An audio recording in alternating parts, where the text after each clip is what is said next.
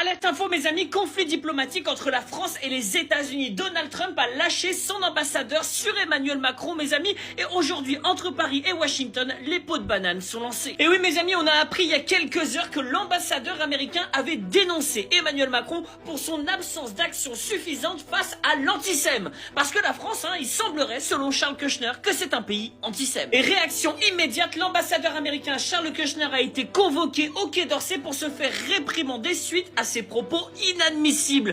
Et en même temps, Charles Kushner, c'est pas n'importe qui. Parce que c'est pas un hasard ces propos, mes amis. Charles Kushner, il a lâché ses propos à un moment bien précis, un moment de conflit et de tension entre Paris et Washington. N'oubliez pas que Charles Kushner, il fait partie de la famille de Donald Trump. Il est le père du gendre de Donald Trump. Donc aujourd'hui, il fait partie de la famille. Et en plus de ça, c'est un ancien délinquant qui a été gracié par qui ? Par Donald Trump. Comme c'est bizarre. Alors évidemment, les Américains ont bénéficié d'un soutien de poids, si je puis dire, en la personne de Meyer Habib qui dit « Évidemment, monsieur l'ambassadeur a tout à fait raison ». Et là, franchement, on se demande qui osera faire un article sur le fait que Meyer Habib soutient un étranger face au gouvernement français. Quant au gouvernement français, il a été encore une fois très faible, très tiède, puisqu'il a simplement fait un communiqué après la convocation en disant « C'est pas bien, les ambassadeurs doivent pas se mêler des affaires internes des autres pays. T'as raison, mais du coup, faut prendre une mesure un peu plus ferme. » Donc pour résumer, Washington a décidé de provoquer Emmanuel Macron, Charles Kushner a chié sur les bottes d'Emmanuel Macron et Emmanuel Macron n'a pas réagi et donc humilié la France.